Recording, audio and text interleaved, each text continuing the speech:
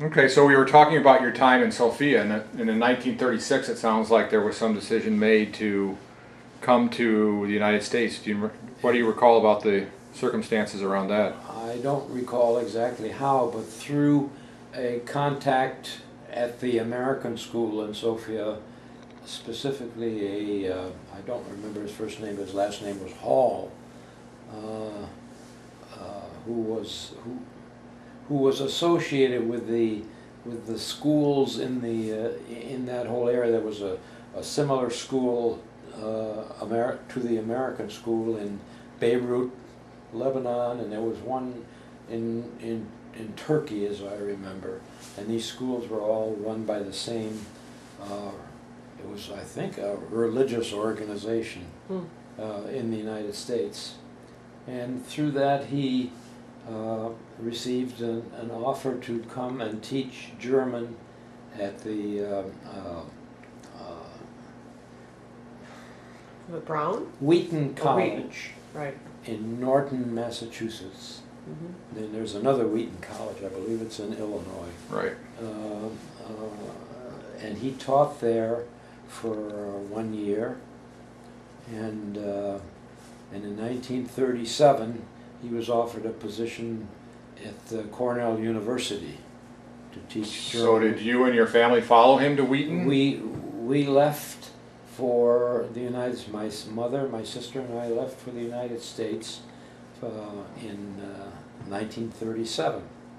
It must have been, I'm not sure, but it must have been in early summer.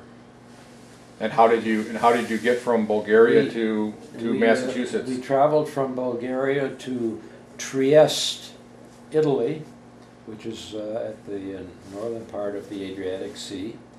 And we took actually a cruise ship from there to the United States. And my parents did that on purpose, I believe, because they wanted us to have the experience to see other places. Mm-hmm. So we stopped in a city which in German at that time we knew as Ragusa, Yugoslavia, and I don't really know what that city is or was or what it's called now.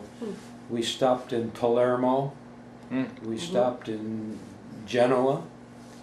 We stopped in Algiers. I can remember vividly going into the Arab inner city in Algiers, and then we stopped in Gibraltar. I don't know whether we stopped in Gibraltar or not. I don't think we did, but we went on to Lisbon, and then we went to stopped at one of the islands. I don't know which islands they were. Some of the Spanish islands, the Canary Islands. Yeah, right. The Atlantic Islands out there, and landed in the United States in New York 2 weeks later. 2 weeks. 2 weeks after leaving. So did you go through Ellis Island then, or did you officially immigrate to the United States at that point in time? No, we did not go through Ellis Island.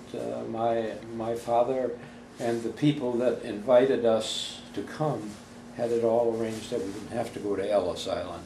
Matter of fact, my father met us at the ship in New York, and we went for, I don't know whether it was 1 day or 2 days, to the apartment of this Mr. Hall, who I believe was well-to-do and had an apartment on Park Avenue, where we stayed for at least one night that I can remember. And from there, we went to, and how we got there, I completely forgotten. It must have been by train or something, or bus, to Swarthmore, Pennsylvania, which is not far from Philadelphia, and where there is a well-known college, Swarthmore College. And we spent the rest of the summer there and stayed in the house of my father's cousin, who owned that house, and he let us use it. And he spent his summers in Maine, and he was in Maine at that time, and we were there, and I can remember, you know, trying out my English on other little boys my age. Mhm. I was 12 at that time, and and how we then ultimately moved to Ithaca, New York, is sort of vague in my mind. I don't. So you didn't really spend any time in Massachusetts, then it doesn't sound like. It sounds like you went from there right No, to no, Ithaca. no. We didn't spend any time in Massachusetts. We went from New York directly Okay. Cornell, to too. Swarthmore, Okay. as I recall. Right. So when you moved to Ithaca then, so you were in what grade then? You must have been Well, the grade was 12 or always elusive. 13th, right? So you Yes. went, so what kind of schools did you go into I when was you 12 at that point. So did you go into I public went to schools in public Ithaca? School. I went to public school. I went to junior high school, and there was they had a very hard time trying to figure out whether I belonged in the 7th grade or the 8th grade. Mhm. So they gave me a bunch of books to practice my English on, where you study the sentences and you identify the verbs and all the rest of it. Did your mother help you because she was teaching English, right, for people as a second language, wasn't she? Well, no, that came Later. Later? That Oh. came later. Oh, okay. That came later. But I can remember living. Ithaca is a kind of a hilly town. Where I can remember going home for lunch, walking up a pretty steep hill up Buffalo Street, as it was called, and we lived with in a rental on Osmond Place in Ithaca, and as going back to the school thing, they had a hard time kind of figuring out whether to put me in the 7th grade or the 8th grade. So they put me in the 7th grade, and as I can remember, I had problems. So eventually, for reasons not clear to me, they rationalized that maybe I ought to be in the 8th grade. And part of the reason for that was that even though I was put in the 7th grade, they put me in an 8th grade homeroom. So I was really familiar and made friends with people in the 8th grade, including people like David Abrams and people of that sort. But I did much better in the 8th grade than I did in the 7th grade. And part of it was that, as I can recall, that in the 7th grade they were teaching fractions in mathematics, which I hadn't really had it before.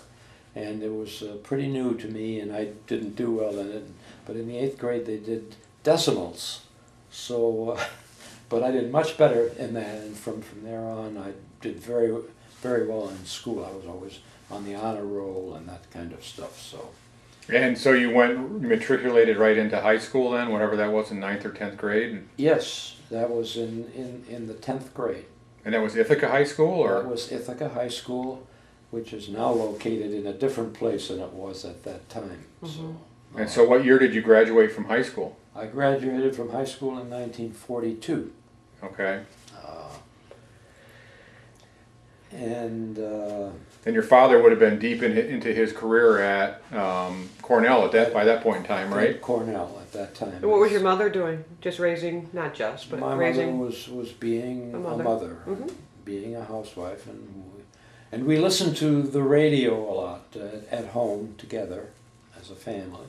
And we had our favorite programs like Easy Aces, which were 15-minute comedy programs, and Mr. Keen, Tracer of Lost Persons, I can remember vividly. And we had a tiny little radio, which of course in those days was run by tubes, and And you were still in an apartment at that point in time? and we were in, well, Or had you moved into a home, more of a home at that point? I believe after 1 year it was, we moved to the lower part of Ithaca, which was on the other side of the downtown Ithaca, on Albany Street, and that was closer to the school, and I could ride my bicycle to school, and made it a lot easier. And it was actually very close to where David Abrams also lived with his family. So. So did you go right into Cornell at that point in time, or did you look at At different, that did you point in apply to time- lots of different schools, or how did you end up at Cornell? I ended up at Cornell because I applied for Cornell when I was, I believe, when I was in the 11th or 12th grade in Ithaca High School. And at that point, the war the war in Europe was already well underway, and the United States was close to getting in it, and I was very anxious to go, and didn't pay as much attention to my studies as I should have, and it didn't do too well.